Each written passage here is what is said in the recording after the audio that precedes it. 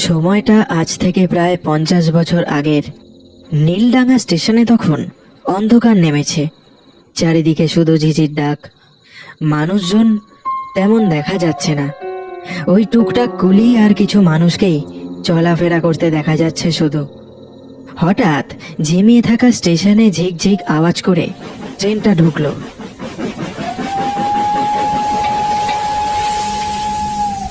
Train থেকে এক যুবক নেমে দাঁড়ালো। পরনে ঢলা শার্ট আর টাইট বেল্ট বাঁধা একটা প্যান্ট, চোখে চশমা, চুলগুলো টেনে আঁচড়ানো। দেখে কলকাতার কোনো বাবু বলেই মনে হলো তাকে। অমূল্যর কথা শুনে এই এতদূর এসে তো পড়লাম, এবার ওর বাড়ি শিমুলহাটি অবধি কি করে পৌঁছবো কে জানে। আগে কোনোদিনও আসিনি এখানে। যাই দেখি, বাইরে কোনো ভ্যান রিক্সা পেলে একটু দরদাম করে না হয় উঠে পড়ব। নবীন শহরে একটা ছোট্ট কারখানায় কাজ করে। সে এখানে এসেছে তার ঘনিষ্ঠ বন্ধু অমূল্যর সাথে দেখা করতে। তারা দুজন গত 5 বছর ধরে একসাথে একই জায়গায় কাজ করত। তারপর হঠাৎ অমূল্য একদিন চাকরিটা ছেড়ে তল্পিতল্পা গুটিয়ে তার দেশের বাড়ি মানে ওই শিমুলহাটিতে ফিরে যায়। পরে জিজ্ঞেস করাতে বলেছিল তার পারিবারিক কিছু সমস্যার কারণে তাকে চাকরিটা ছেড়ে বাধ্য হয়ে ফিরতে হয়েছে। অমূল্য বেশ অনেকদিন ধরেই নবীনকে চিঠি করছিল তার বাড়িতে আসার জন্যে। কাজের চাপে নবীনও বিরক্ত হয়েই পড়েছিল। তাই হাওয়া বদল করতে শেষমেশ সে কিছুদিনের ছুটি নিয়ে বেরিয়ে পড়ে তার বন্ধুর বাড়ির উদ্দেশ্যে। ইস, দেখো দেখি 8টা বেজে গেল।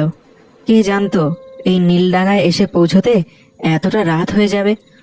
অমূল্য এই জন্যে বারবার করে আমাকে বলছিল দিনের আলো থাকতে থাকতে আমি যেন শিমুলহাটি পৌঁছে যাই। তখন ওর কথায় অতটা গুরুত্ব দিইনি। এখন বুঝতে পারছি এই গ্রামে গঞ্জে যে সন্ধে হলেই যানবাহন চলা বন্ধ হয়ে যায়, তা যদি আমি আগে জানতাম তাহলে এই ভুল কাজটা কোনোদিনও করতাম না। এখন কি করা যায়? কি হয়েছে বাবু? হঠাৎ কার একটা চাপা কণ্ঠস্বর শুনে নবীন একেবারে চমকে উঠল। পিছনে ফিরে দেখল এক বৃদ্ধ হাতে একটা হ্যারিকেন নিয়ে কখন যেন তার পিছনে এসে দাঁড়িয়েছে। ইয়ে, আপনি আপনি কে মশাই? আমি কে সেটা না জানলেও চলবে।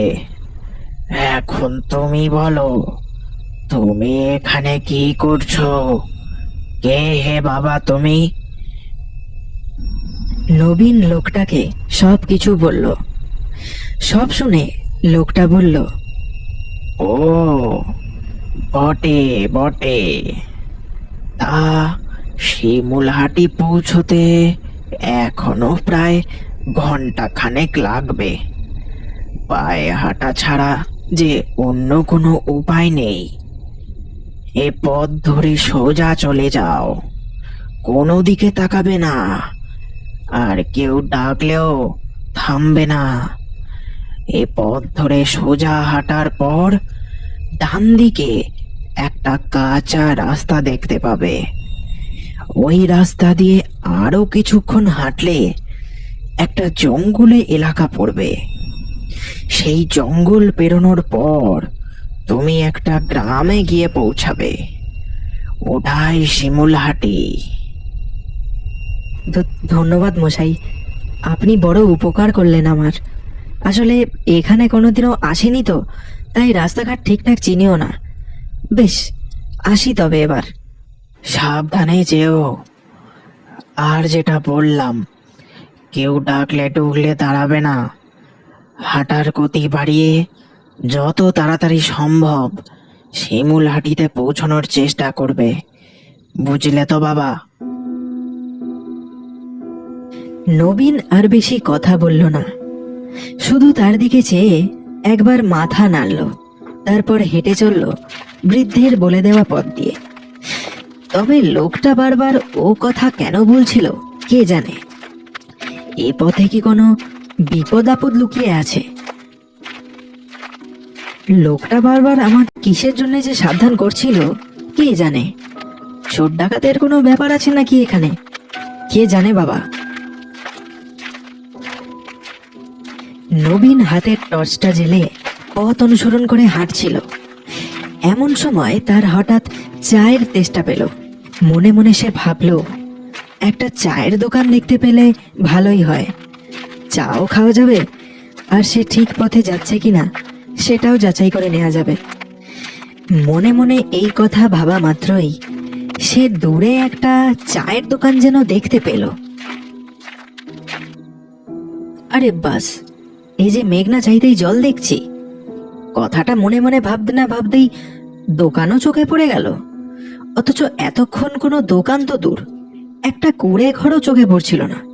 ওহ, সত্যি বড়ই অদ্ভুত জায়গা। নবীন হন্তদন্ত হয়ে হেঁটে সেই চায়ের দোকানের সামনে গিয়ে দাঁড়ালো। দাদা, এক কাপ চা দেবেন তো, চিনি একটু কম দিয়ে দেবেন। দোকানে তখন সন্ধ্যের আড্ডা শুরু হয়েছে। টুকটাক এক দুটো লোক বসে আছে বেঞ্চিগুলোতে। নবীন আর বসলো না, দাঁড়িয়ে দাঁড়িয়েই চাটা খেয়ে দাম দিয়ে চলে গেল। তার চলে যাওয়াটা সবাই কেমন যেন অদ্ভুত ভাবে দেখতে থাকলো। দোকানে বসে থাকা একটা রোগাটে চেহারা লোক একটু নড়ে চড়ে বসলো। তারপর দোকানদারকে বলল, বুঝলে কেষ্ট না, এ তল্লাটে নতুন লোক এলো বলে মনে হচ্ছে। তাই তো দেখছি, লোকটার বেশ চাল চলন আছে বলতে হবে, দেখে তো শহুরে লোক বলেই মনে হলো। কিন্তু শহরের লোক হঠাৎ আমাদের এই নিশিপুরে আসবে কেন বলো তো? ব্যাপারটা যে দেখতে হচ্ছে। কেষ্টদা, আমি আজ উঠি, বুঝলে তো। এই বলে লোকটা জায়গা ছেড়ে উঠে দাঁড়ালো। তারপর আলোর গতিতে সেই জায়গা ছেড়ে চলেও গেল। যেন কোনো মানুষ না, একটা দমকা হাওয়া যেন ঝড়ের মতো বয়ে গেল।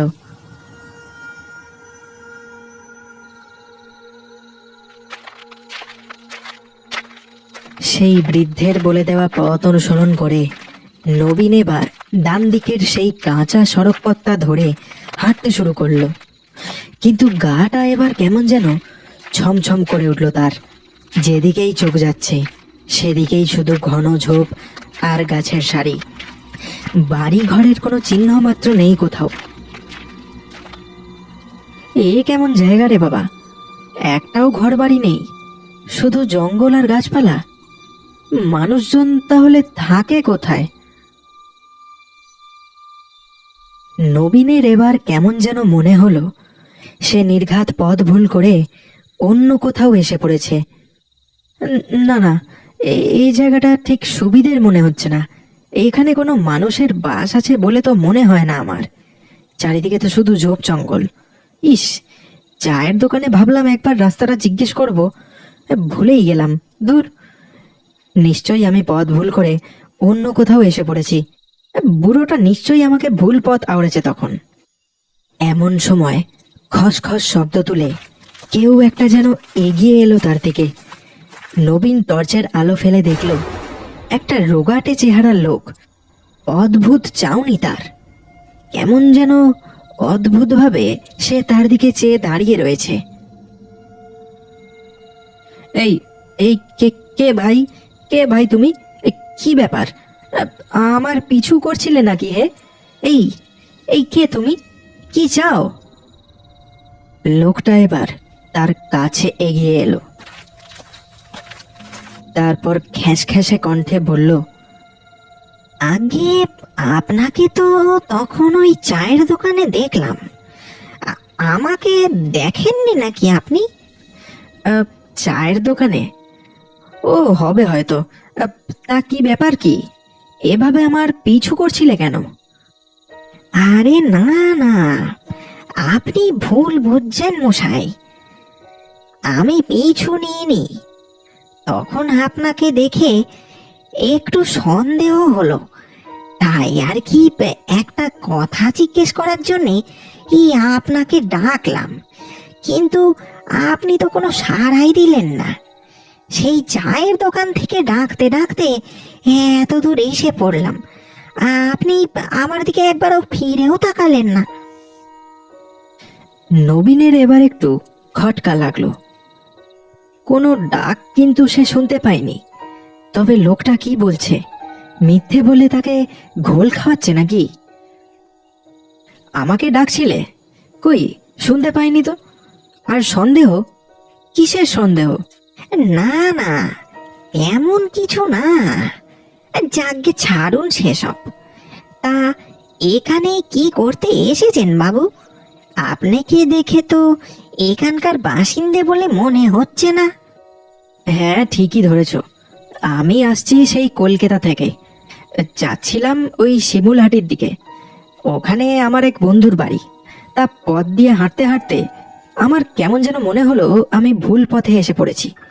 তাই আর কি দাঁড়িয়ে পড়লাম। আপনি একদম ঠিক কথা বলেছেন বাবু। আপনি ভুল দিকেই চলে এসেছেন।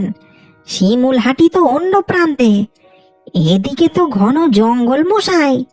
এই দেখেছো, আমি জানতাম ও বুড়োটা নির্ঘাত আমাকে ভুল পথে পাঠিয়েছে। উফ, কি জ্বালা বাবা। আচ্ছা যাকে ছাড়ো, বলছি তুমি যদি আমাকে ওই শিমুলহাটি পর্যন্ত পৌঁছে দিতে তাহলে বড় ভালো হতো। আহ, আমি এখানকার কিছুই চিনি না তো, তার উপর রাতও হয়ে গেছে, তাই বলছিলাম আর কি। এরপর নবীন তার পকেট থেকে 4টে কড়কড়ে 5 টাকার নোট বের করে তুলে ধরলো লোকটার সামনে। এই এই এই তোমাকে আমি 20 টাকা দেব যদি তুমি আমাকে এই ঠিকঠাক ভাবে শিমুলহাটি অবধি পৌঁছে দিতে পারো। থাক বাবু, একা লাগবে নি গো। আমি আপনাকে সাহায্য করতে পারবো না, তবে আমার এক ওস্তাদ আছেন, উনি আপনাকে সাহায্য করলেও করতে পারেন। উনি এখানকার জ্ঞানী গুণী মানুষ, তেনার বিশাল নামডাক আছে। আমার সাথে আপনি তেনার কাছে চলুন। আপনাকে যত্ন সহকারে উনি তার গরুর গাড়ি করে শিমুলহাটিতে পৌঁছে দিয়ে আসবেন। ও, তাই বুঝি?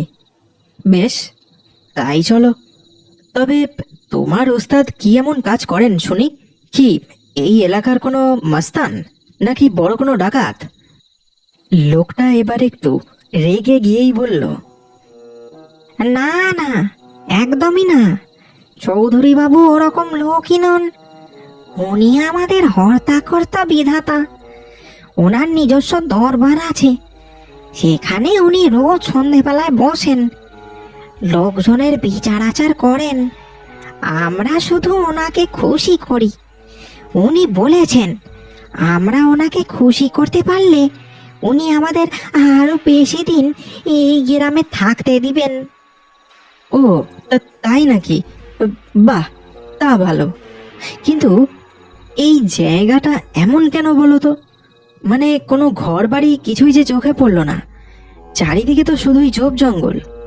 মানুষজন কি এখানে থাকে না নাকি? লোকটা একটু চুপ করে থাকলো, তারপর বলল, বাবু, এটা নিশিপুর। এক সময় এই গ্রামে মানুষ বাস করত, তবে এখন আর এখানে কেউ থাকে না। কেন? কেউ থাকে না কেন? এই নিশিপুর এক সময় জলের তলায় ডুবে গেছিল বাবু। সে অনেক বড় কাহিনী, ওসব পরে শুনবেন না হয়। এখন চলুন। এই নিশিপুরে এক সময় ভয়ানক বন্যা হয়েছিল। ঘর বাড়ি সব ভেসে গিয়েছিল বন্যার জলে। বহু মানুষ প্রাণ হারিয়েছিল জলে ডুবে। তারপর থেকেই এই গ্রামটা আস্তে আস্তে তার অস্তিত্ব হারাতে শুরু করে। কেউ জানে না গ্রামটা কতদিন ধরে জলের তলায় ডুবেছিল। এই ভয়ানক বন্যার পরেই এই নিশিপুর আস্তে আস্তে পরিত্যক্ত এক শ্মশান ভূমি হয়ে ওঠে।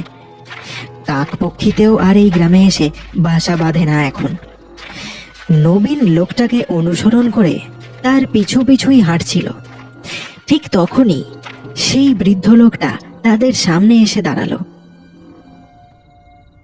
বাবু, এই লোকটার সাথে আপনি কোথায় যাচ্ছেন?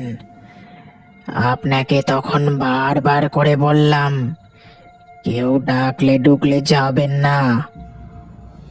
আরে এই যে মশাই, আপনি আচ্ছা লোক তো, দিব্যি আমাকে ভুল পথে ঠেলে দিচ্ছিলেন যে। আর আর এখানে আপনি এলেন কি করে? যদি এত দূর আসতেই পারতেন তাহলে তখন আমাকে নিয়ে এলেন না কেন? আপনার মতলব আমার সুবিধের লাগছে না, জানেন তো। এই লোকটাই এখন ভরসা। ইনি আমাকে যত্ন সহকারে গরুর গাড়ি করে শিমুলহাটিতে ছেড়ে দিয়ে আসবে বলেছে। বুঝলি তো বুড়ো, এবার রাস্তা ছাড় আর আমাদের যেতে দে। হ্যাঁ হ্যাঁ, রাস্তা ছাড়ুন মশাই। বৃদ্ধ লোকটা আর কিছু বলল না, সে পথ ছেড়ে দাঁড়ালো। তারপর তারা দুজন সেখান থেকে চলে যাবার পর বৃদ্ধ তাদের দিকে চেয়ে শুধু একটাই কথা বলল।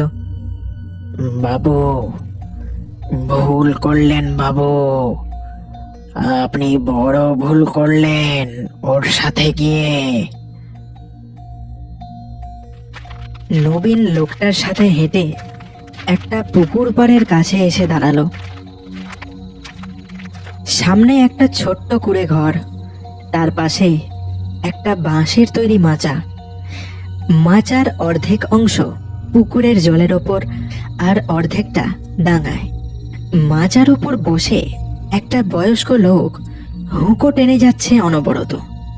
তাদের সেখানে দেখে লোকটা একটু নড়ে চড়ে বসলো।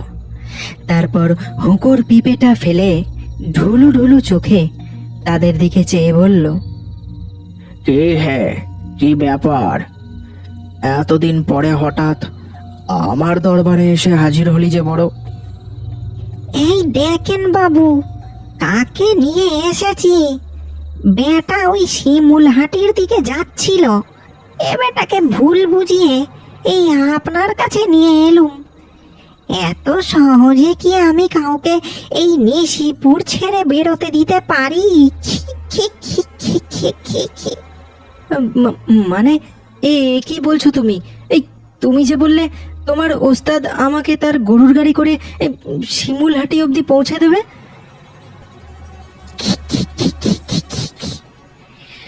ওটা তো তোকে চৌধুরী বাবুর দরবার পর্যন্ত টেনে আনার টোপ ছিল। ওরে, তুই কি ভাবলি ওকে এত সহজে আমরা যেতে দেব? চৌধুরী বাবু বড্ড খাদ্য রসিক, বড়ই খেতে ভালোবাসেন। তোকে তো ওনার হাতে তুলে দিতে এসেছি। নিন বাবু নিন, আপনার শিকার গ্রহণ করুন। আর আর আমাদের এই গ্রামের বাতাসে আরো কয়েকশো বছর থাকার ব্যবস্থা করে দিন। নবীন এবার যেটা দেখলো সেটা দেখে তার আত্মারাম খাঁচা ছাড়া হলো। সে দেখলো বুড়ো লোকটার মুখে ফুটে উঠছে ভয়ানক দাঁতের শাড়ি। তার চোখ মুখ পাল্টে গিয়ে এক ভয়ানক পিশাচের রূপে পরিণত হচ্ছে। তার গোটা দেহের চামড়া শুকিয়ে গিয়ে হাড় বেরিয়ে পড়ছে যেন। লোকটাও এবার এক ভয়ানক ছায়ামূর্তির রূপ ধারণ করেছে। তার শরীরটা মানুষের মতোই আছে, শুধু পাল্টে গেছে তার চোখ মুখ। চোখের মনি নেই, মুখে ভয়ানক ধারালো দাঁত বেরিয়ে পড়েছে। এই আধার রাতে এ যেন কোনো ভৌতিক মায়ার খেলা শুরু হয়েছে। এবার বাবু আমাদের বিচার করবেন। এই, কে কোথায় আছিস রে? আয় তাড়াতাড়ি, চৌধুরী বাবুর বিচার সভা বসার সময় হয়ে গেছে যে। বাবু এখন তার শিকার আর বসছেন, তারপর আমাদের বিচার করবেন। বাবু যখন বেঁচে ছিলেন তখন অনেক উপকার করেছেন আমাদের, তবে সেই বন্যায় ডুবে মারা যাবার পর বাবু তার বিচার সভার পায়াটা ত্যাগ করতে পারেননি। তাই তিনি ফিরে এসেছেন। রোজ রাতের বেলায় বাবু তার সভা বসান।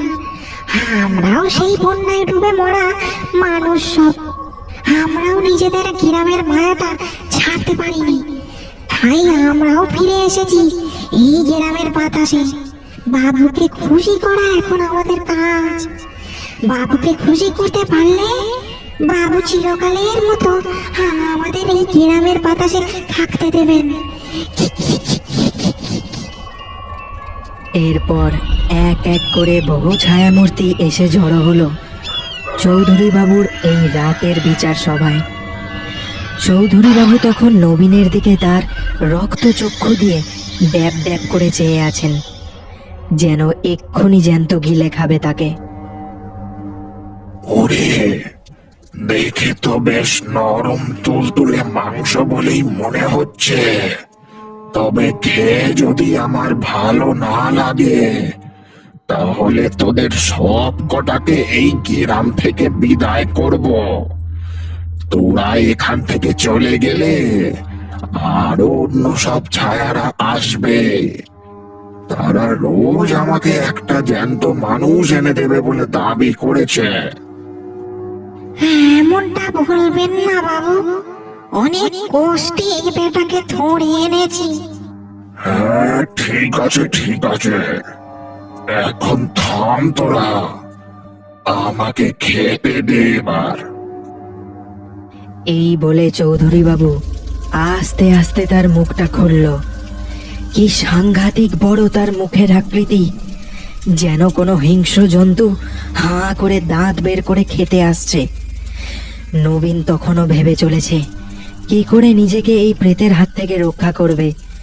পকেট হাতড়ে সে কিছু একটা খুঁজে পেল, একটা লাইটার। সে সেটাকে জেলে ছুঁড়ে দিল চৌধুরী বাবুর দিকে। লাইটারটা বাঁশের মাচার ওপর গিয়ে পড়তেই দাও দাও করে সেটা জ্বলতে শুরু করলো। চৌধুরী বাবুর প্রেত নিজেকে বাঁচানোর জন্য সেই পুকুরের জলে ঝাঁপ দিল। নবীন কোনো রকমে নিজেকে বাঁচিয়ে দৌড়াতে শুরু করলো। পিছনে তখন সেই প্রেতের দল তাকে তাড়া করতে শুরু করেছে রীতিমতো। সে আর কোনো দিকে তাকালো না, দম বন্ধ করে দৌড়ে গেল যেদিকে তার দু চোখ গেল। হঠাৎ সেই প্রেতগুলো আস্তে আস্তে যেন হাওয়ায় মুছে যেতে শুরু করলো। নবীন এবার দাঁড়িয়ে পড়ল। সে দেখল প্রেতগুলো এক এক করে অদৃশ্য হয়ে যাচ্ছে, তবে তারা নিজে থেকে অদৃশ্য হচ্ছে না, কেউ যেন তাদেরকে এক এক করে ধ্বংস করে দিচ্ছে। তখন তার মুখ দিয়ে একটা কথাই বেরিয়ে এলো, চৌধুরী বাবু।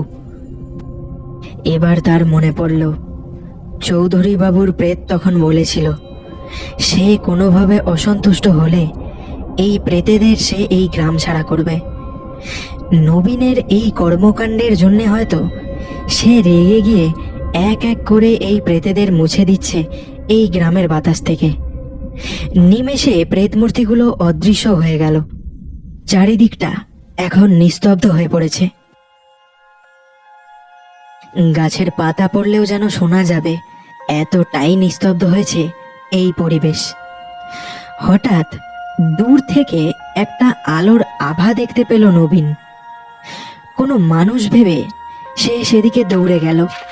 দেখল একটা হ্যারিকেন, অদ্ভুতভাবে সেটা হাওয়ায় ভাসছে।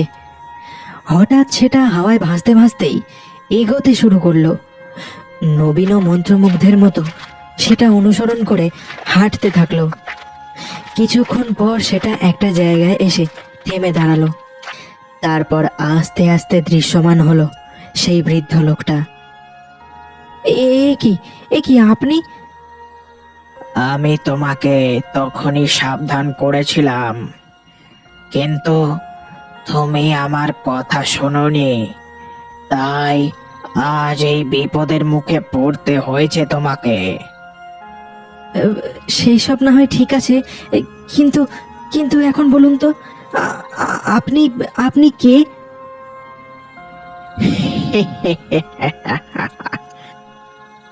আমি ছিলাম এক ভবঘুরে। না জেনে আমিও তোমার মতো একদিন সন্ধ্যাবেলায় ওই নিশিপুরে গিয়ে পড়েছিলাম।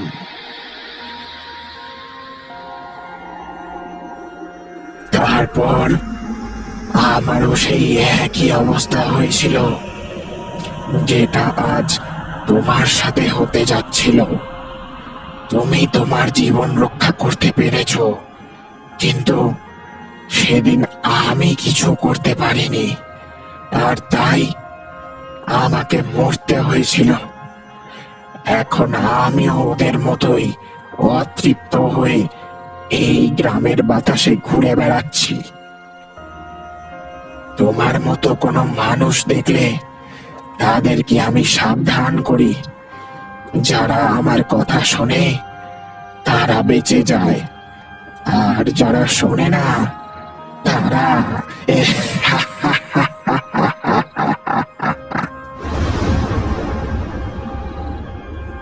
এই বলে একটা খ্যাঁসখ্যাঁসে হাসির সাথে বৃদ্ধর দেহটা বাতাসে মিলিয়ে গেল।